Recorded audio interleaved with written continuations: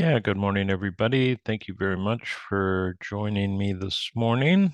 And it's great to have you all here. We're going to be looking today at lesson 2 and the all-important base plan, which is, in my opinion, very important. And it makes life a lot easier at this stage if you get a good base plan in place. As you're moving forward with your design, you don't have to make any adjustments to that. So we're going to take a look at that today. I'm just going to get the chat opened up here. Yeah, good morning, everybody. Right on. So one of the things I will drop in here,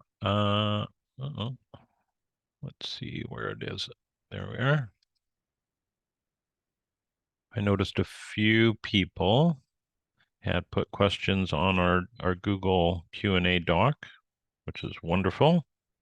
I will just put that into the chat if anybody wants to look at it or add to it. And it looks like we've got some good questions already, so we're going to be taking a look at some of those. Yeah. So yeah, thank you very much again. I hope everybody's starting to get settled in with the platform and the workflow. And I know a couple of comments last week was just about the amount of time people are having to spend, and hopefully what you will find in the next week or so is you'll get into a little bit more of a flow with the program, and things will speed up a little bit for you. So let me just start off here by sharing my screen, and we will take a look at lesson 2 here.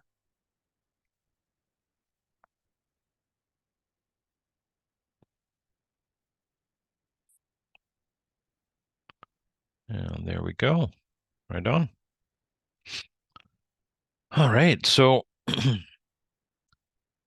lesson 2, again, it has a couple of really important parts to the assignment, and you'll notice that they are both awarded the same amount of points in terms of your grade here, and for good reason. The base plan is sort of critical to putting together a usable design. And the client survey is equally as critical in terms of knowing what your clients want and how you're going to move forward with some of the design work. But initially, and this is the way I work anyways, it may be completely different for everybody. I'm sure it is, but initially when my wife and myself started design, we're really focused on creating that base plan, getting a really good handle on what it is the client is trying to achieve, because there's a good reason they called us, right? It's not because everything is perfect in their landscape. And then we are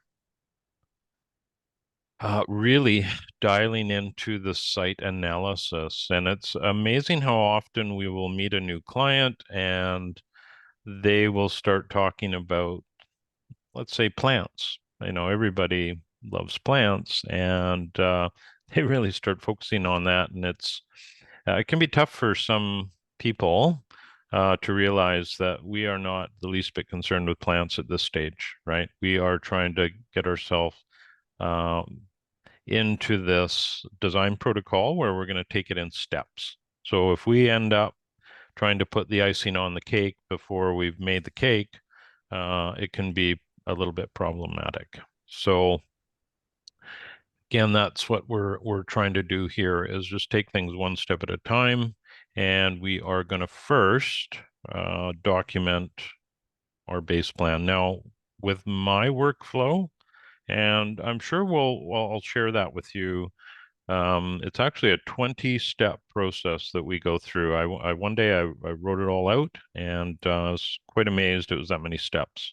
Um, and we start with the client survey and initial phone meeting just to make sure that our clients' needs match up with what the services we can deliver, and that their expectations with timeline, etc., are realistic.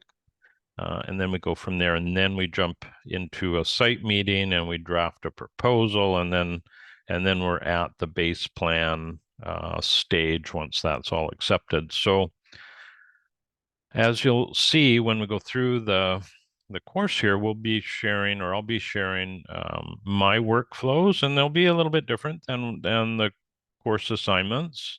But when you get to the end of the course and you are hoping to design for others, you'll be able to sort of cherry pick from the template file, from what you've seen other designers do, and start with a good workflow for yourself and something that makes sense. And then I'm sure that will change, quite a bit in the early years of your design work, and then you'll sort of settle into something that really makes sense for yourself. So what we're going to do today, again, is we're going to look at the base plan. So let's take a look at what we're being asked to do here, and what a base plan is, because some people may not have seen those before. So we're going to do our best here to show you some examples, as well as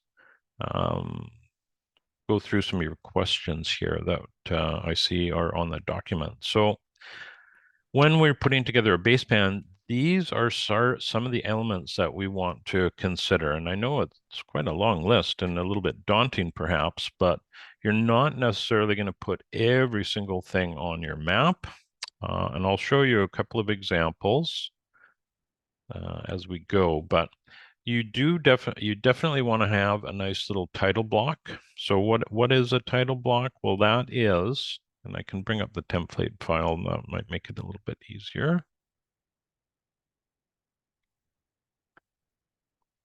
We'll just go ahead to our base plan section. There we go.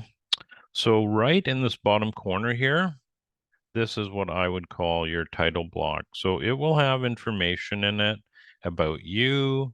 You want the designer's name, you want the project name, the address, unless you want to keep that private, which I know at least one of you has passed that address along because you don't want it to be public. And that is completely fine. You're going to want the coordinates, the rough area of the property, and rough dimensions and elevations. Okay, so those are pretty easy to attain through Google Earth Pro, and we can even take a look at that a bit later if any of you are at all wondering about that. So basically, this title block is going to be pretty much consistent with all the design sheets that you put out. Okay, so we want the only thing that would change is, of course, the title of the sheet. So up here, it's base plan with vertical title bar. There's one here with a horizontal. So at the very bottom is the title block. I'll show you one of our design sheets, but we basically have our title block on the right-hand side. There's no right or wrong, right? It's whatever you feel is going to work for you as long as that information is there. All right. So that is all part of this top section. You also want to have a north indicator, right? It's important when you are producing design sheets that you indicate where north is, and ideally, and I would say it's a global standard, is that maps are often north up. Okay, so I can just show you quickly here one that I'm talking about. There we go. So this is actually a legal survey we got for a client. And you'll see there's north up, and often that will turn the property on a funny angle, right? Doesn't mean you have to work on it in with that on that angle, but when you present your whole plan, north up is ideal. That's what we want to try and do. And I know the page size of the template being landscape format, so it is a 90 degree to what you're seeing here. And sometimes that's not ideal for displaying certain base plans, but you don't actually want to fill that whole page with your base plan. You want to leave a little bit of space for call outs or for labeling or a legend, etc. So this is a very basic base plan, and I would actually expect that yours would have more information on it and less in some ways. So when we get a legal survey, often we will get the building house footprint, and you can see there are dimensions on each wall. And we're in Canada here, so this is all metric. This is in meters, right? And then we will have measurements from the building footprint to the property boundary. And then we have measurements on the property boundary itself. And often we will also have bearings on these lines so that we can get them exact. This one does not have that. Often we get these files electronically. In other words, we don't use this kind of a PDF plan to start. But for you guys, if you have something like this, that's a great start. And the reason for that is you're going to have accurate property dimensions, and you're going to have the exact location of a building footprint. But again, this is not always how we start. This is how we like to start, and 99% of the time we do. But we just finished a design where we had the property line surveyed, but they did not do the building footprint. So we had to do a little bit of fudging there, and not a huge deal. So let us go back to our assignment page. So yeah, north indicator, good idea. Now we also want to have a scale bar. And if we go on to I'm going to just zoom out here a second. If we go to the template file, you'll see, I think there's at least 2 or 3 tutorials on how to create a scale bar. And probably the easiest is to go on to Google Earth Pro, get the image that you want, and you can hit print on Google Earth Pro, and it should give you a scale bar at the bottom. Okay, you can also go into Google Earth Pro under its preferences, and I believe you can tick a box that will always place a scale bar in there, regardless of whether you're printing. So that's an easy way to do it.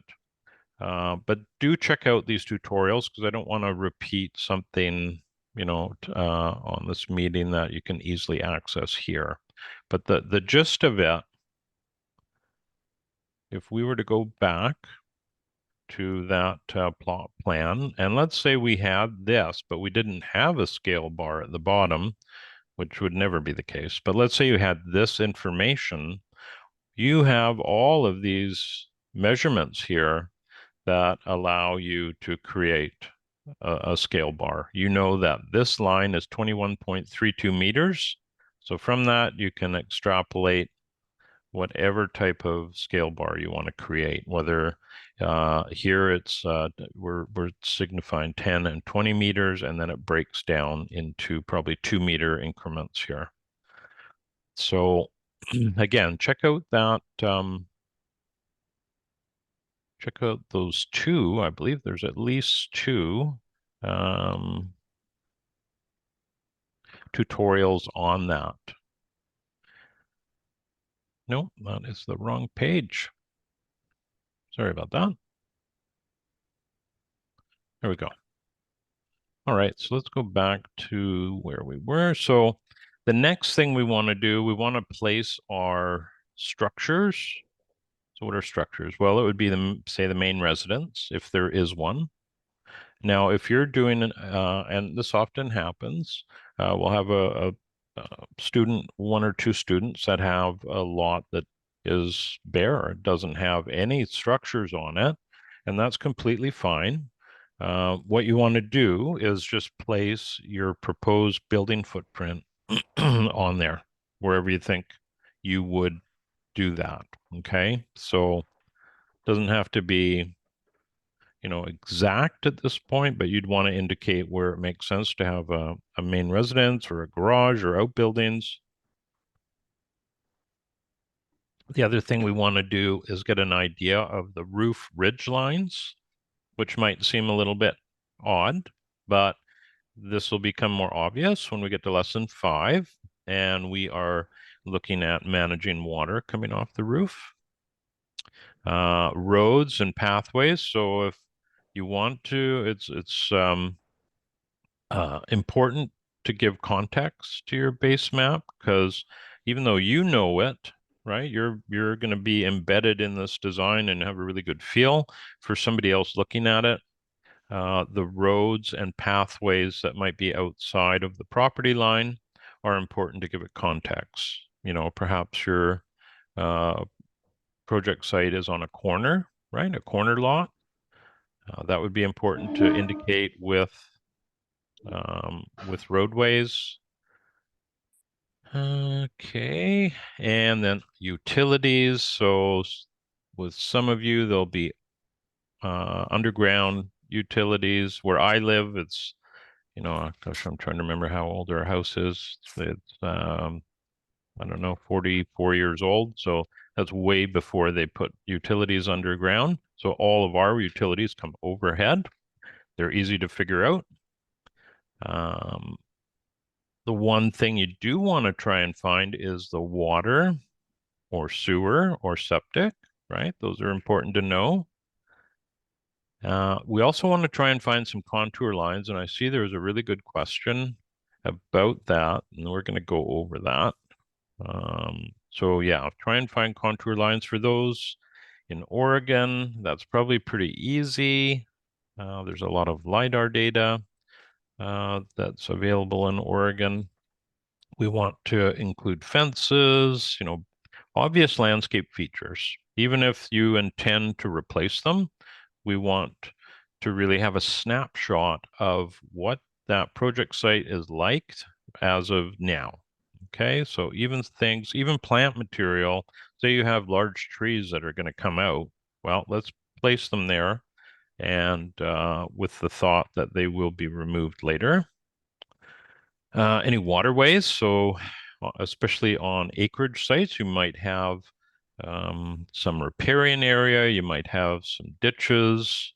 I know we have that. We have a ditch at the top of our property, and those are, pretty much resources that we can take advantage of later on with the design process here. Outdoor spigots. So where do you have access to water outside the house? If you're on a well, where is that located? Any existing, and I would say significant vegetation. So trees, shrubs, indicate lawn areas or that sort of ground cover areas.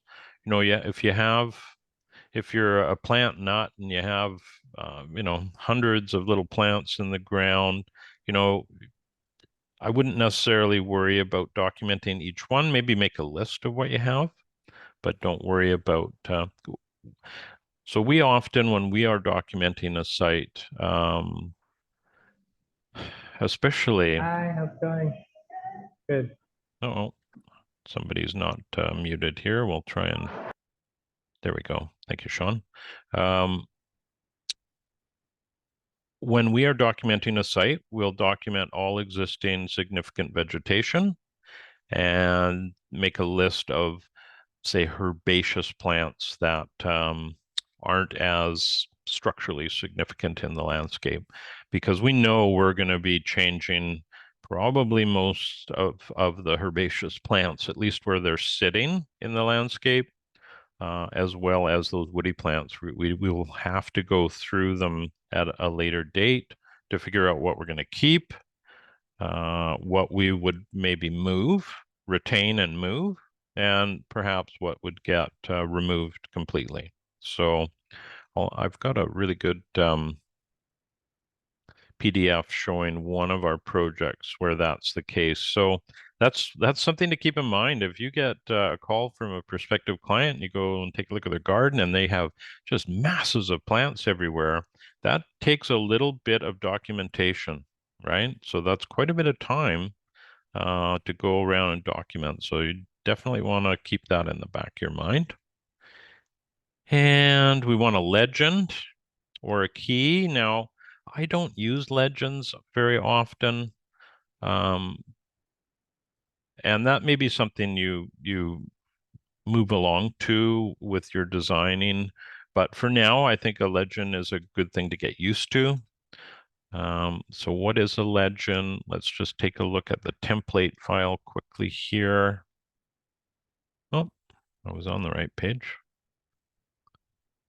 Okay, so a legend, of course, is on the right-hand side of this screen. Let's zoom in a little bit more. And the whole idea here is it is telling us what these various symbols or lines mean on your base plan. Okay.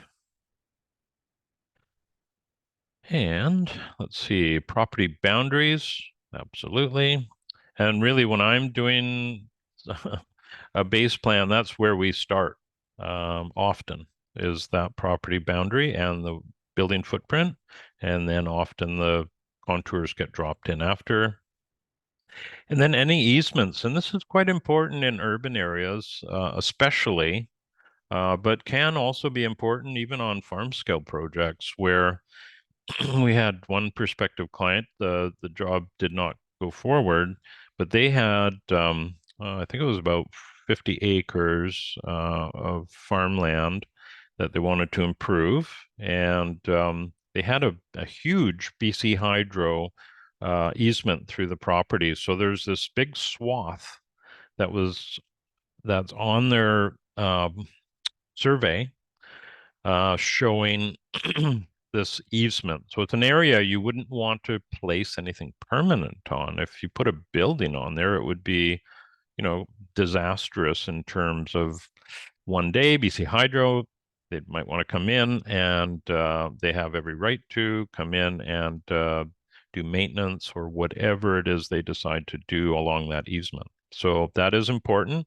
And that's usually quite a small section in an urban design, but again, it's still very important because we've seen some urban properties where there's an easement running from front to back because there may be sewage or water lines going through there for the rest of the development or community. So it's a good thing to know. You don't want to be doing anything on top of those that you might regret later.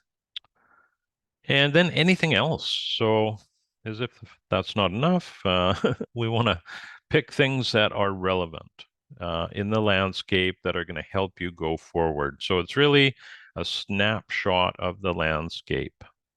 So let me show you, before we go any further, I'll just show you a couple of examples to that.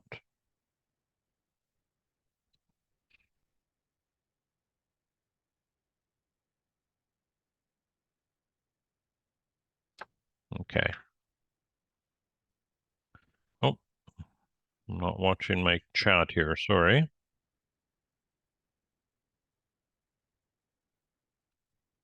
Right. So Tabitha's talking about the difficulty in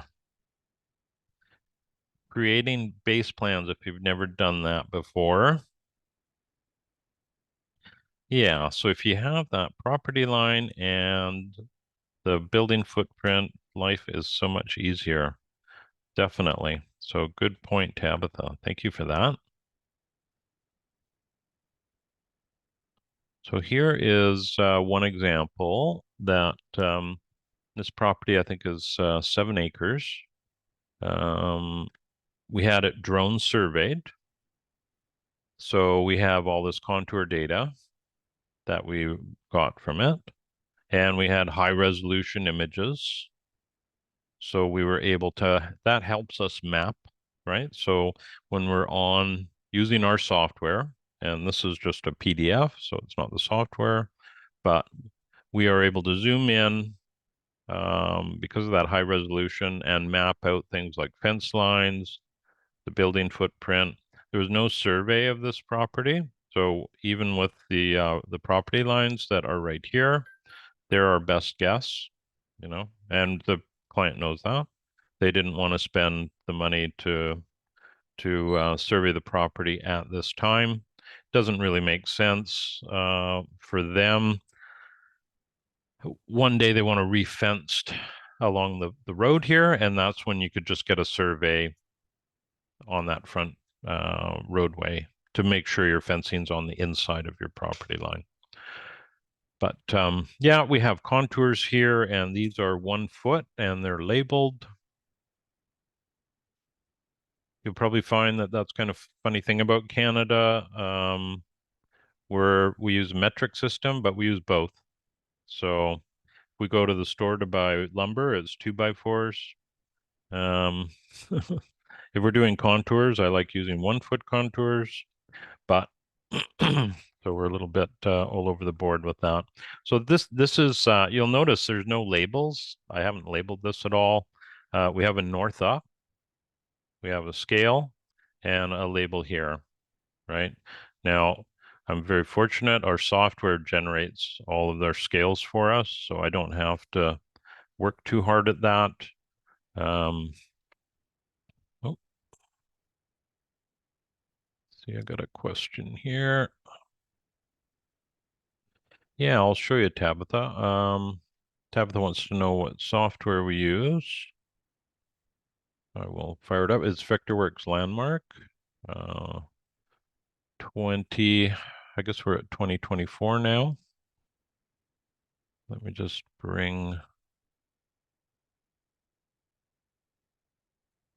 give you a quick screenshot of that. I don't want to spend too much time on that, but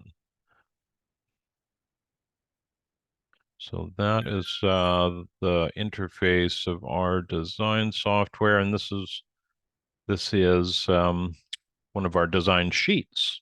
So our software has 2 parts. It has, it's a little simplistic, but we have design layers and we have sheet layers. So when we're designing, we're in a design layer, and I can just jump to right here. We were working on this water layer. I don't want to get too far down that rabbit hole. But this is where we do all our design work, and then we will present it in a sheet layer. So that's where we can get the graphics, and this is where we do all our labeling. We don't do any labeling on the design layer. And these are called viewports. So they're basically snapshots from the design. And then if I update the design, this updates as well. So it's pretty cool that way, and can easily throw in all our labels and etc. So then this is our title block here. And we have revision notes, and you don't have those on your template. We just do this so we know whether we're looking at the most current sheet or not. All right, so I'm not going to spend too much time on Vectorworks today. Been using that software for probably 25 years, so I am a little bit biased with that. All right, there's a few questions here. Shannon's got a good one. How do you find underground utility lines? Yeah, that's very good. Depending where you are, whereabouts do you live, Shannon? Are you in a city center or are you out in sort of the outskirts? So it really doesn't matter. Let's say you're in, I can't remember where everybody is from, so I apologize, but let's say you're in Portland, just as an example, or wherever you live. What you can do is look, you can Google, let's say for Portland, you could Google interactive map Portland. And what you'll often do is you'll come into it's an ArcGIS map. It's this interactive map of the area, and it has a whole bunch of layers that you can turn on and off. And often with cities or districts, they will have all of their utilities mapped out on this. So you can go and take a look. Now, where I live, all those utilities will come up to the property line. They won't show beyond that, but at least you know where they're coming in. And often when they come into the property, they are heading as as straight as they can to the house. So that is one way. If you, for instance, let's say you have a water meter, say you're in an urban area and you have a water meter, what a lot of areas have, wherever that meter is, and that's your water line, and between the meter and the house is where it's going to be running. And again, it'll be a very straight shot because it's an expensive process. Um, if you have a crawl space or a basement where the water and the sewer is coming in, you can locate where that's coming in along that which part of that wall, that'll help it narrow it down. Um, but I would say more often than not, we are using the interactive maps to figure out where the services come in. And then on acreage sites, we are looking at it's pretty simple. It's well and septic, right? And the power is often overhead, so they're very easy to locate. So hopefully that helps you, Shannon. Tabitha says call 811. Yeah, we have a service in Canada here too. It's called Call Before You Dig, but that's basically for contractors that are about to um, perform some excavation on a property, and you call before you dig, and they send you all the information about the utilities in and around the property. So that's pretty much you have to do that. They don't show you from the property line inward. They used to, but they don't anymore. So with gas lines, natural gas, they often run a wire right beside the line so that can be picked up with a sensor. So it's quite easy to locate. If there are locate services, it really depends on, how motivated you are to find all this information out. But most of it you could find out online, I'm sure, or on the site. Alex has a question here. Is there a resource for learning to read the directional points on a previous survey that was done? If you have an older survey, but you don't know how to follow the plot points. Yeah, there's several ways they can do that. I would say that may not really be relevant as long as you have a north up, Alex. The only thing is, like when we do a lot of our work, it'll be geo-referenced. So if we import a drone survey, it's geolocated. So then we have to be very careful about how our software interacts with that because we don't have we have minimal control over where some of these elements are placed.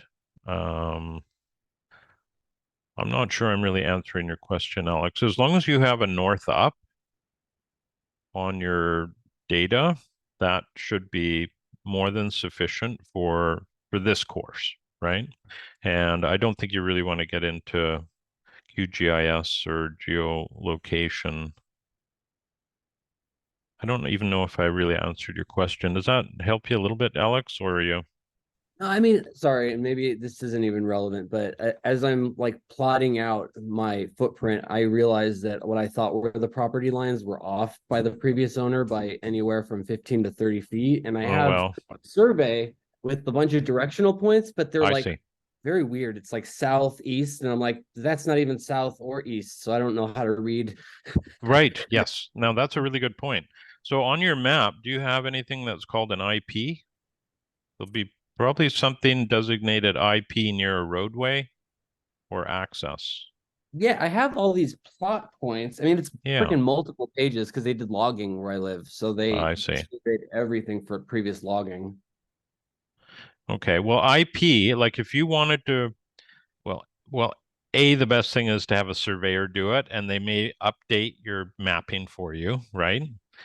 B, if you wanted to try and locate some of your property pins yourself, those IPs are iron posts and they're bent and they're driven into the ground. So if you can rent a metal detector and uncover those are those will relate to your drawing. So the iron post may be directly at the corner of your property. It may be offset a little bit. There'll be some sort of indication on the map how it relates to your property boundary. But when you get into larger properties, it gets tricky, and then surveying them is not, it's, an expensive process, right? Yeah. Yeah. So But I'm trying often, to again, you can find rough property boundaries on these interactive maps too, that may be in your area. So check that out. But that's a great starting point if you've got a plot plan like that. If you can get someone to scan it or even take a photo of that, then you can basically just start to draw on top of that, and that could be the foundation of your base plan. So that's the best possible scenario to start, especially if you have a building footprint or some other information on there other than just your property boundary. Columbia County's got all that stuff really accessible online. It's great. I'm sorry, I didn't hear that, man. Oh no, the county has a lot of that stuff already uploaded online through tax records and stuff. It's pretty Oh, good. helpful. All right on. Okay. Okay, so Tabitha has a question here. Artworks for homeowners come out. Aha. Sorry, that was in response to the 811 Okay, there you go. call. Thank you very much for that, Tabitha. Nancy has a question here for the base plan. We turn it on. We turn it on the template. Should it be on graph paper or tracing paper?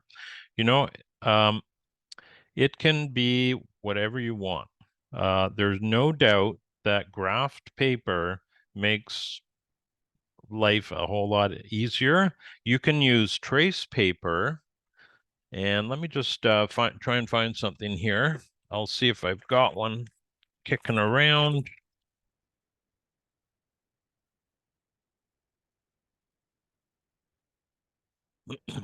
Back in the old days, we used to use scale rulers. So that's one of the tools that is very helpful if you are drawing by hand, is to have a scale ruler. And that way, as you're drawing, you know how long the line is that you're putting on there. So um, graph paper, you could use either. You could do your base plan on trace paper, and then as we add layers, because what's going to happen, we're going to create this base plan showing your site as is, and then we're going to start layering design ideas on top of it, right? So that's where trace paper comes in. You can easily, if you're doing your work by hand, then you can just basically put your base plan on the table and tape it to the table, and then tape some trace paper over top, and then work at it that way. And you're not affecting that base plan. It's kind of untouched, if that makes sense. All right. I got caught up there. Yes. Can I just make sure I get this right? That because Sure. I've purchased both graph paper and trace paper Mhm. for this. Yeah. A- So would you think that it would be best if I drew the initial base map on graph paper and then just like tape that to the table and put all my other layers on Sure. You can do that. because I just would like to do whatever you recommend is the best way. Yeah. Well, I think that's a great way to start with getting used to designing. Do it by hand so you're not trying to work through all these computer challenges, right? Because that's what can happen. Everybody's here trying to learn about permaculture design, and then all of a sudden you're having to learn about all these little different facets of a computer, which may not be really what you want to do. But the reality is we have to articulate our ideas some way. So I've always admired people that can draw by hand. I know if you go to the client interface section of the which section on the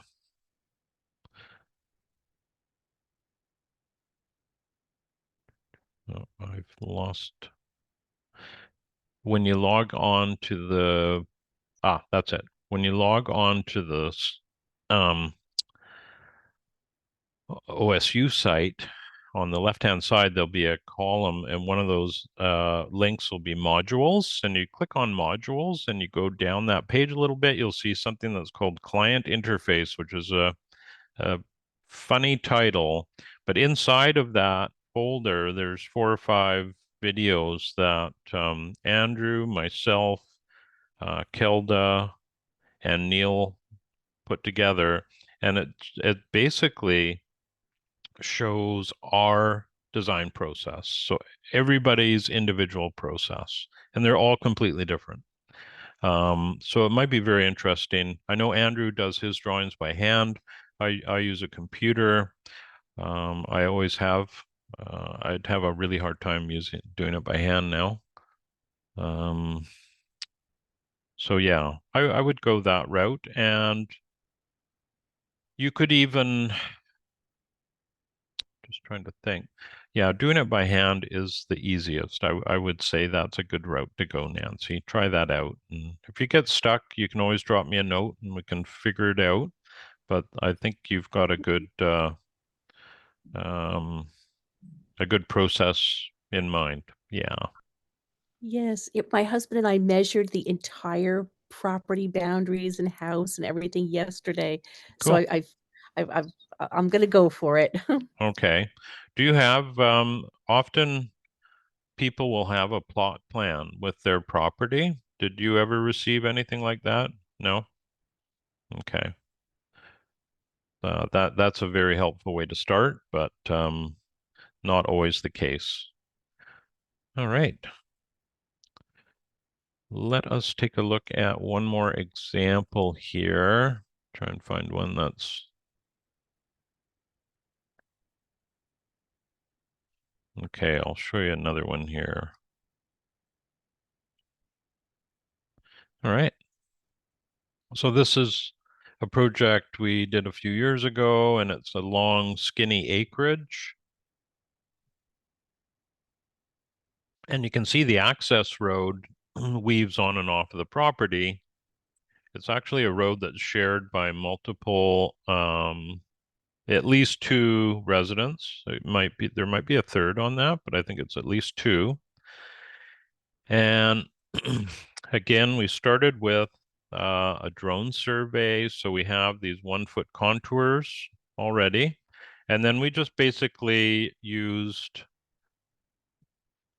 the high definition images that we got with the contour info to map out the building footprint, roadways, you know, this is asphalt, goes to gravel. There's a little shop here and a little veggie garden and quite a few trees, existing trees. And we have North Arrow at the bottom. So you can see even north up, it's kind of put the property boundaries in an awkward position, right? So I try and stay north up with all of the base plans. And then if we were looking at, let's say, working on the shop here, which we ended up doing a rainwater harvesting system here, we can reorientate this. So when we zoom in on an area, we will orientate this so that it works for working on it, but also for displaying, right? So there's nothing wrong with showing an area that we crop and reorientating it so it makes sense. But overall, we're going to stay north up. And the beauty of that, and when you get used to this, is automatically you know the solar exposure. We know it's south here. This is south wall. We know that's shady north wall. I mean, there's so many advantages to it. Um, it, it's what we do automatically, but it's one of the challenges in this class when there'll be the odd person, and there's no judgment or anything. They just don't want to do north up and they do something else. And when I look at their map, it takes a few more seconds for me to reorientate because I'm just so used to that. Even in the Southern Hemisphere, I've seen landscape drawings done in Australia. They're all north up. So it's very interesting. And then their orientation is completely opposite. Their exposure is up here. This is their hot wall, the north wall, right? So okay. So that's a little does anybody want to go over or talk any more about the base plan at all? It's probably one of these things that you're gonna work through and you might hit a few hiccups as we go. Oh, Haley's got a question here.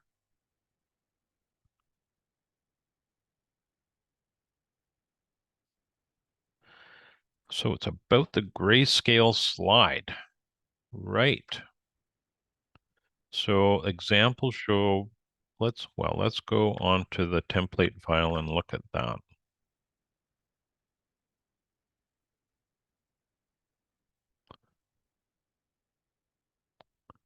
All right. So there's our base map grayscale, and we'll take a look. So the reason the grayscale's nice is that, let's say, and this is what we do. I'll bring up an example of it.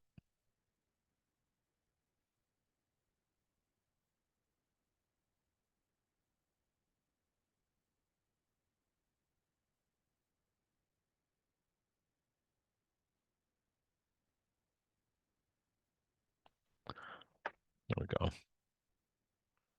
I'll just switch over here. And this is, again, just an example of why I like grayscale. This is a water layer. So we'll go over at a later date what our workflow is and what we kind of like to produce for deliverables. But this is part of a water layer that we put together, and we gray out everything except what's in that water layer. So when you look at it, boom, we know where all those elements are. It's very easy to read. If we had colorized everything, it gets harder. Now, where we are going to colorize is at the very end, because we're going to do our water layer, and then we're going to do what's called access, and then we're going to do what's called soil. And that's, of our version, it's kind of what we choose as deliverables for our clients for urban and for homestead projects. If we do a farm design, there's 10 different layers, right? Way more. So here we're doing all these layers, and then we're going to combine them all at the end, and that is going to be our concept plan. And in this case, it's our initial concept plan because we're open to editing once we've presented all this. So we present these layers individually. So we've just, a few weeks ago, we presented this to our clients, and then they had some comments and feedback, and we've edited this to reflect that. And then now we're moving on to the access layer. So it's really what we do is quite inclusive. We want to make sure this is well suited for our clients, not necessarily for, that doesn't sound quite right. In our early years, we used to design as if it was our property, and you end up taking a lot of ownership, and then it's harder to accept feedback sometimes. So we've gone completely 180 on that over time, and we're totally open to feedback and want to make changes beyond an initial design layer versus creating something and hoping that somebody likes it. No, we want to change it. Totally open to that. So we'll go over this a little bit later, but long-winded answer to your question, Haley. If you can get everything in gray, that's fabulous, including the aerial. Yeah, if you can make that happen, that's great. If not, not to worry. It's not, that maybe is something that you try and refine over time, okay? And Stefan here. This might be ahead of lesson 2. How many back and forth design comments do you allow? Yeah, well, we'll go over that. When we put a proposal together for our clients, we allow 2 edits. Now it's it's even a bit of a gray area for us because is it 2 edits per layer? Is it 2 edits with the whole design? What we try and do is 2 edits for the whole drawing, but if somebody says, hey, I want to tweak this right out of the gate, that's easy for us, I would rather change it as we go, make changes as we go, rather than creating a plan based around something that's got to change, because all of these things feed into each other. For instance, the water is, in our opinion, has the highest priority on the site, and it's something that we can't change easily. So we want to work with the water, right? So that's why we start with water. And then the next is the access or movement, retaining, seating, where, how you're going to use the site. And then the last bit is soil. And that's kind of the icing on the cake, where we're adding all our vegetation and looking at improving soil biology, that sort of thing. You'll notice in this drawing, oh, I'm not on there anymore. Okay, that's probably good, because I haven't talked at all about your client survey. Now, that may be something we pick up next in 2 weeks' time.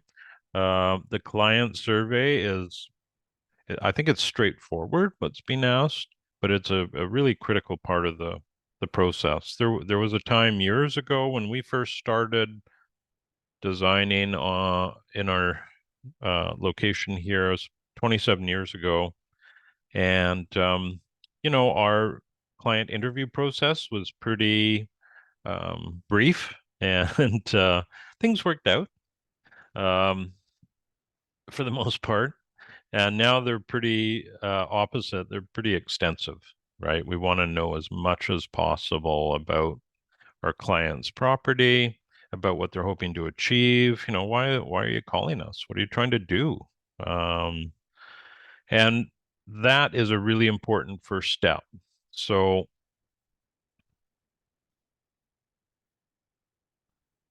I'm just seeing, I had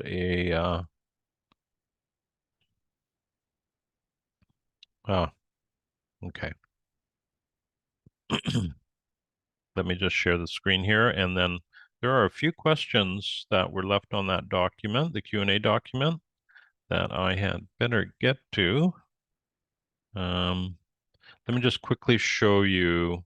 This is our questionnaire. It's a Google document that we send a link out to our clients and ask them to fill it in. And it'll be pretty, there's a lot of similarities between this and there's probably a spelling mistake. This and the one that you have. So we want to know a little bit about what's going on. This is an important one, and you'll find that over time as you do more and more work, is what is a realistic budget for your client? And people have a real hard time with this. We've done, $300,000 projects, and it was never revealed to us what the final budget would be, right? It's a very difficult subject because people will hold that tight. They do not, until there's, I don't even know if there's, you can even get to a point where you're trusted enough to know the top end, because people would think, well, if I'm going to spend this amount of money, you're just going to design it up to that point. That's one attitude somebody could have, right? So it's important to get a range. So that's what we go after.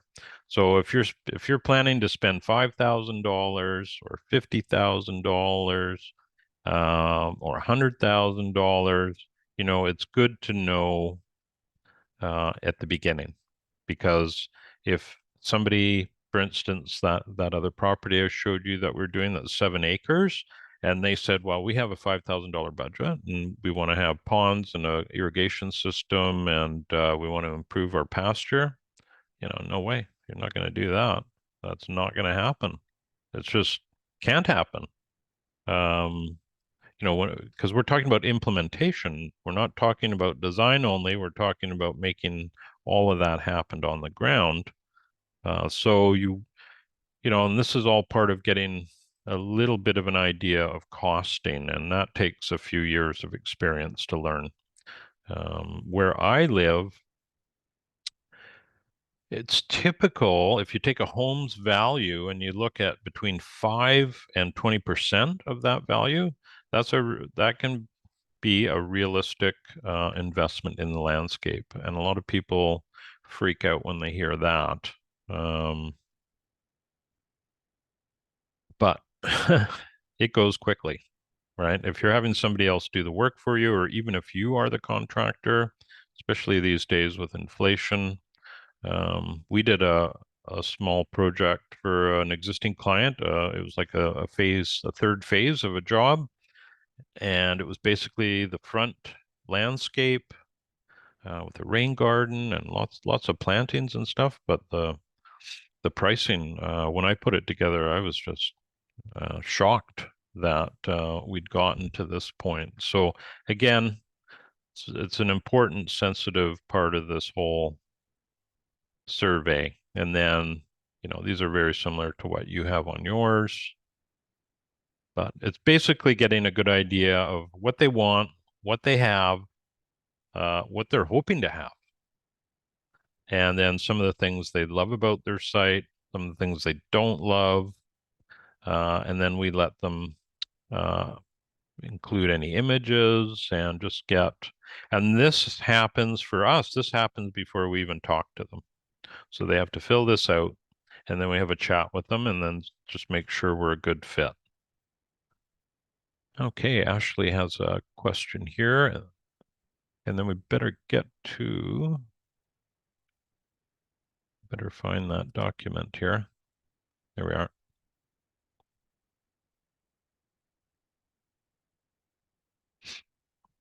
Get to the questions. So sorry if we're a couple minutes over here. I'll just go through Ashley's. Site's multi-generational, 6 adults, different ideas. Yeah, then it gets harder. More people makes it way harder. So yeah, you'd want to conduct, if we go to the Client interview, there's for a single client and multiple. So here, this is the one you'd want to use as multiple. And given there's 6, so if there was 3 couples, let's say the 6 adults were 3 couples, then, maybe you want to amalgamate the couples into one column. You don't want to drive yourself crazy with 6 different columns, although you definitely want input from everybody, but it would maybe also be a case where, are they all decision makers, or are they just people that are living there, right? So there's a little bit of a difference in that.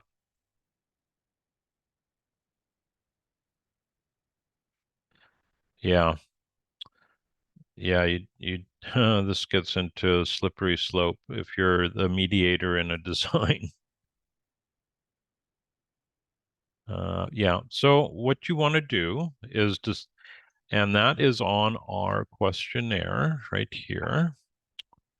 Who has the ability to veto decisions? Okay, who's the boss? Simple. And it can make life, and sometimes if, let's say it's a couple, and so it's not as important to know, but you'll discover this through the design process, who's your main contact, who is perhaps has a little more weight in the decision making or not. So I hope that helps you out. Yeah, more people, more work, definitely.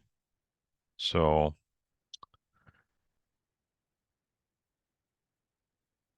yes, you may be quite right, Tabitha. Just saying the one who's paying the bills is who owns the property is ultimately the decision maker. Yeah, but it is good to clarify that, right? So let's just take a look at our questions here before our meeting is already a little bit over. Okay, so good question from Magda. So she's got a client with a long list of things they want to incorporate. So should the design just focus on short-term priorities, or should it be the big picture? So ultimately, what I would do is I would try and put together a concept that is for the long term for your clients, but that is realistic, right? So again, this comes back to budget. So let's say somebody says they have $10,000 to spend on their landscape, which sounds like a lot, but it isn't, unfortunately. And let's say they want a living swimming pool, one of those beautiful pools that doesn't need chlorine, or, it's an alternative swimming pool. But, don't bother putting it in the design if that is their budget. If there's no way they'll ever gonna get there, that's a good thing to point out, right?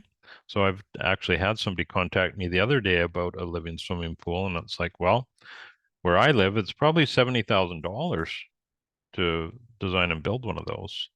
And so if you have those resources, sure, but it's not a low cost thing. So I would say include everything, and as long as it is realistic. So hopefully that helps Magda out. So Mackenzie's got a question here. Roughly half of the site is undisturbed forest, underplantings, or sorry, there's native plants in the understory, and got some open space. Do I focus on the space around the building?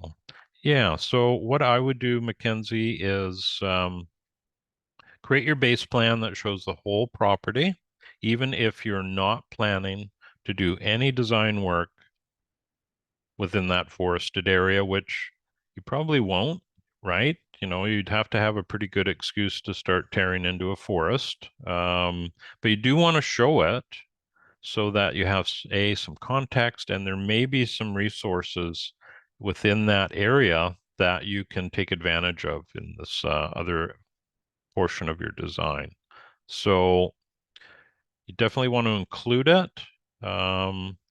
It's kind of like the one of the base plans I showed you of that 7-acre acreage. Well, of the 7 acres, we're only looking at a couple. That's all we're doing our work on. But there is all of this other space that surrounds the main residence that you want to have it into context. There's also some resources there that we want to look at. But we are not going to be applying any design to a lot of it. So definitely want to include it, but you know, keep your eye on the ball, so to speak. And another question here from Mackenzie. Are there any documents on how to make a base plan? Yeah. Well, that's a good question. I found there is one. I didn't have a chance to go through this too much, but if you Google, creating a landscape base plan, this isn't too bad. So this is yourgardensanctuary.com/landscape-base-plan. So if you went there, or you just Google creating a landscape base plan, there's not a lot of information, but this isn't bad. You probably get more data from the content on this course, but it's the same idea. If you can get a plot plan, you're off to the races, but you want to document the house as well as the property line, and then all of the landscape elements within it.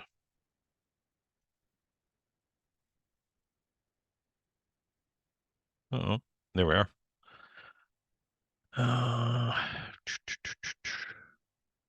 So I'm sorry I can't direct you to any books. That would take me a little bit of time to look through. But you should be able to find enough online resources if you're still not sure about what you're doing.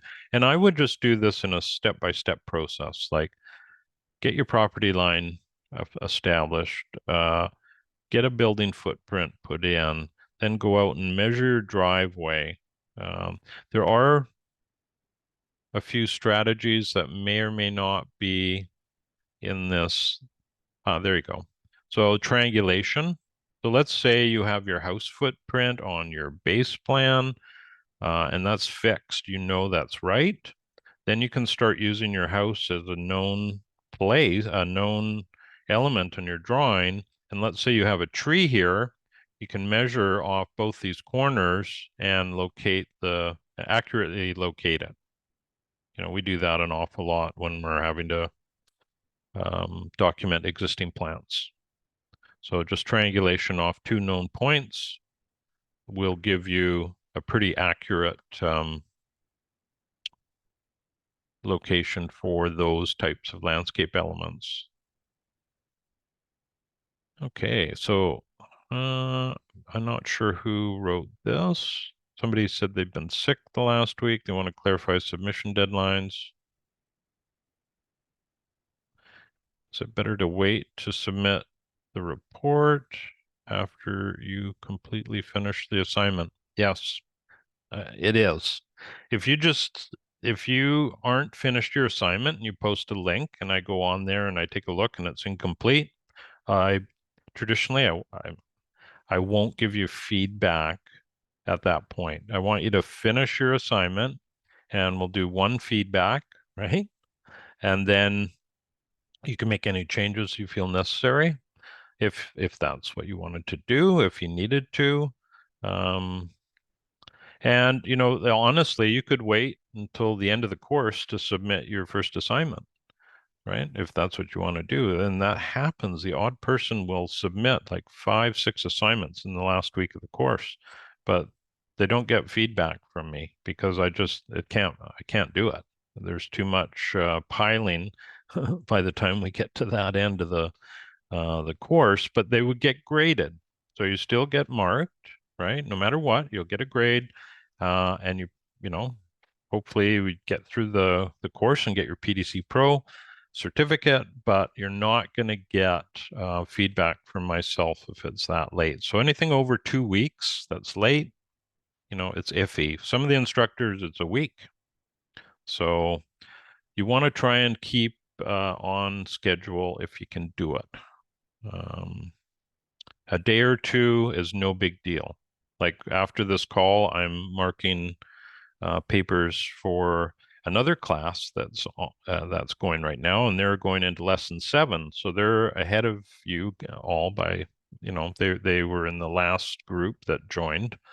And I'll spend a couple of days grading papers. So a day or two late is no big deal, but once it gets over 2 weeks, it gets more difficult to answer that effectively with feedback. So do your best to stay caught up, because what you'll find is when lesson 5 is hard, it takes a bit of time for people, and then lesson 6 will be a little easier, and then the last half of the course, you know, it does get fairly intense. There's quite a bit of design stuff that we're doing. We're placing plants, we're doing, you know, water design, you know, so you want to try and stay up to speed at this point. All right, so I think I've answered everybody's question here. Let's see here. Alex had a question. What about client who has an annual budget for the next 5 or 10 years? Sure. Oh yeah, if somebody says, well, we're gonna invest in our property over that time, let's make a design to fit that. Absolutely. And then you could also then it becomes it becomes obvious how you should stage it, you know, how you should phase the project in. And that's a whole other topic that we can talk about later. But yes, that's a great idea, Alex. I know where I live, we've been here 27 years, and we've probably gone through, I don't know, about 6 renovations at least. We've just ripping through it from last year, and we're going to hopefully complete over the winter.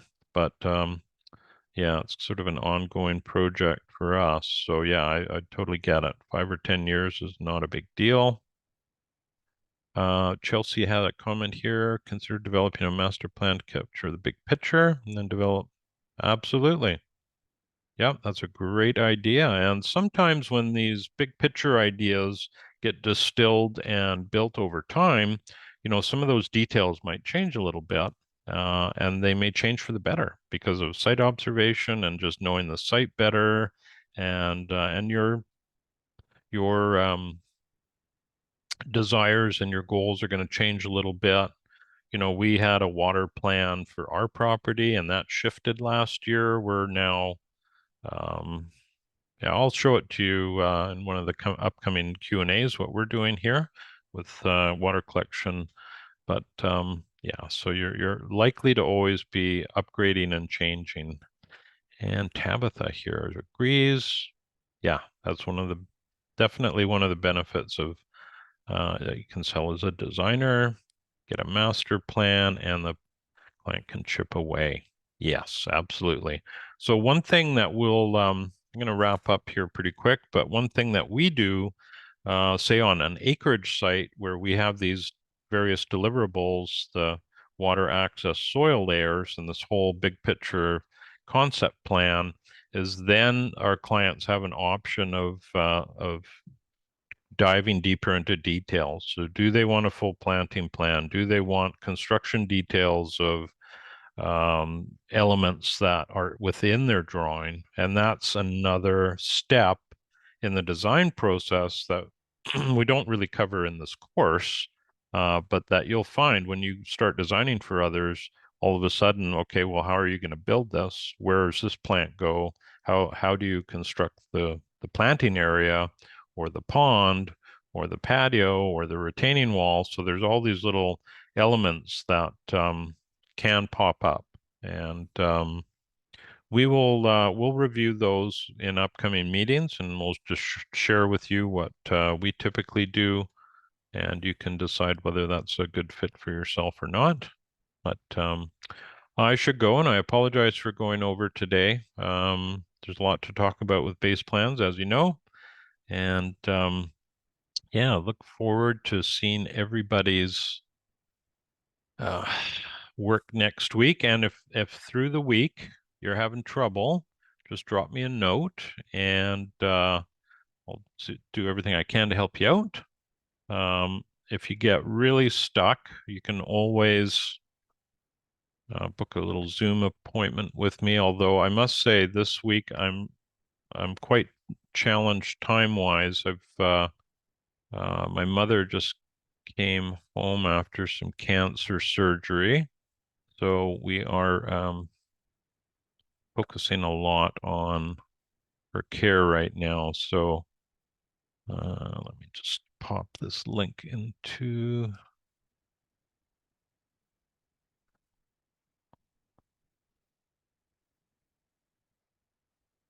As soon as I get it, there we go.